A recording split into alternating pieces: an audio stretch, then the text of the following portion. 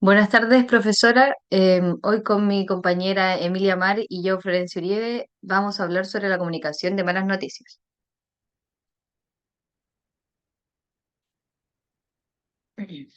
Bueno, en este trabajo daremos a conocer cómo abordar de mejor manera la entrega de una mala noticia a pacientes o familiares que estén afectados por una situación médica de salud.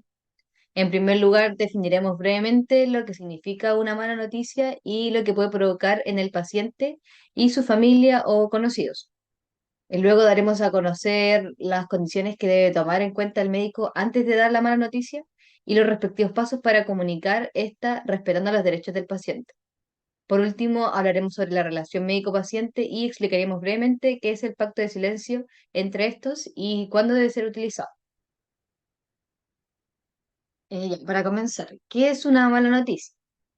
La comunicación de la verdad cuando se trata de una mala noticia es una situación especialmente difícil en la práctica profesional que conlleva enormes consecuencias en la vivencia de la enfermedad de pacientes y familiares.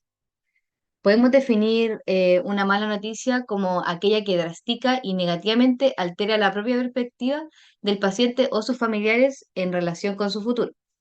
El resultado es un desarreglo emocional o de comportamiento que persiste un tiempo después de que la mala noticia es recibida. Las malas noticias pueden incluir la entrega de información respecto a la recurrencia de una enfermedad, propagación de una enfermedad o la falla del tratamiento que impide la proliferación de la enfermedad, la presencia de efectos colaterales irreversibles o resultados de test genéticos adversos. Existen cuatro condiciones básicas que, de ser tomadas en cuenta antes de dar una mala noticia, podrían conllevar a un mejor resultado. La primera es contar con una evaluación completa y fidedigna de la gravedad y del pronóstico de la enfermedad. La segunda es tener presente la idiosincrasia de cada paciente. La tercera es buscar el apoyo de la familia del paciente, brindándoles esperanza sin llegar a mentirles. Y la cuarta, valorar la relación médico-paciente, que hablaremos después. Bueno, los pasos de la comunicación de malas noticias en relación a los derechos del paciente. Ya, el primer paso es la preparación del entorno y del profesional. Básicamente, esta se refiere a la disposición, tiempo y claridad por parte del médico respecto a la información que debe ser abordada y el establecimiento de un lugar físico en el que pueda estar tranquilo con el paciente y donde él pueda procesar la información junto a sus familiares. Entre las recomendaciones conductuales, se sugiere saludar al paciente por su nombre, establecer contacto físico si se considera pertinente, por ejemplo, dándole la mano, tomar asiento junto a él a una distancia próxima y donde los ojos estén a su mismo nivel y asumir una postura corporal relajada y segura, por ejemplo, evitando cruzar los brazos o echarse para atrás.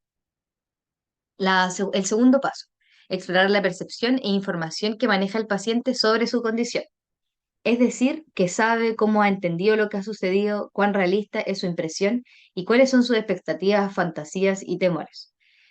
Se recomienda comenzar esta fase con una pregunta abierta, permitiendo al paciente expresar sus preocupaciones y conocimientos.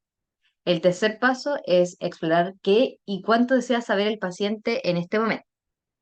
En la medida que se examina el grado de comprensión del paciente y sentido que le atribuye al problema, se comenzaría a determinar su deseo y capacidad de recibir información.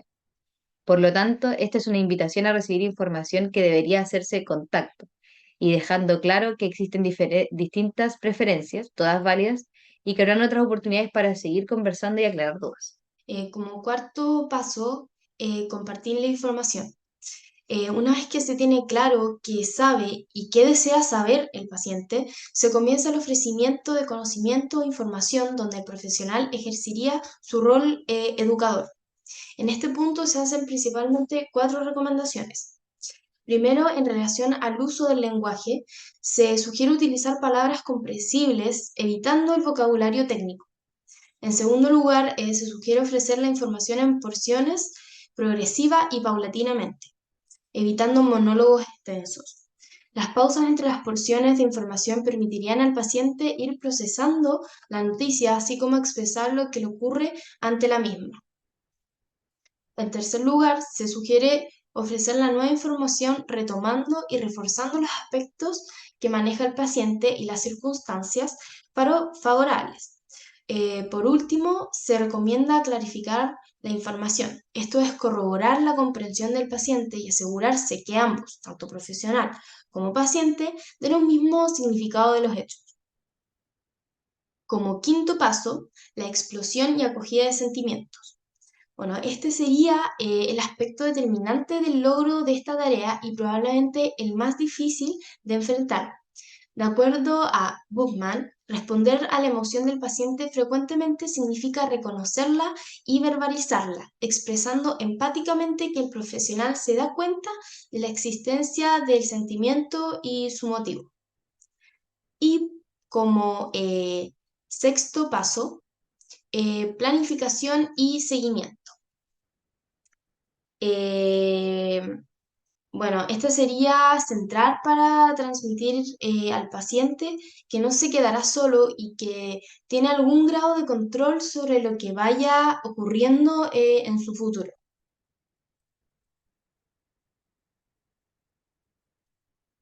Bueno, pasamos ahora a la relación médico-paciente.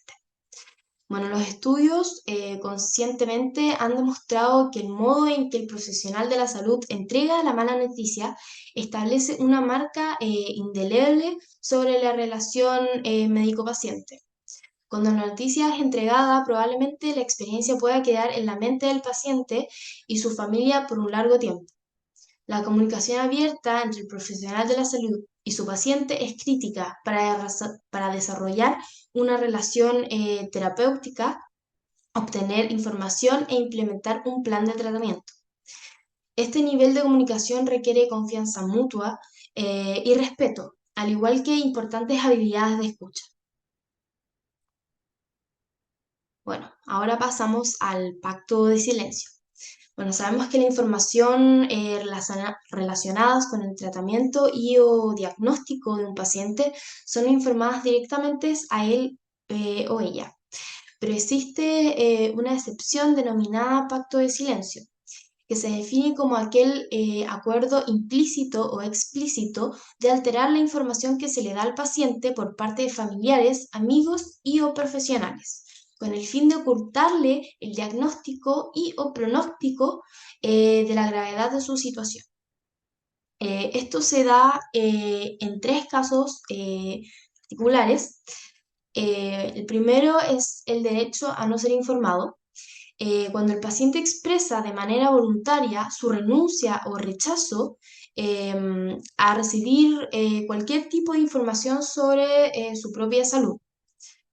Este debe ser respetada porque así lo ha verificado encontrándose en pleno derecho de facultades para hacerlo. En segundo lugar, tenemos la incapacidad del paciente.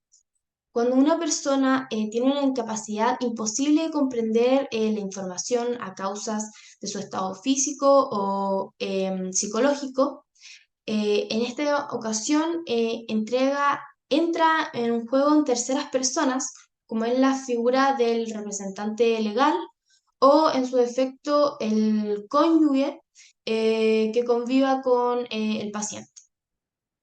Y por último, al ser un paciente menor de edad, que tenga menos de 18 años.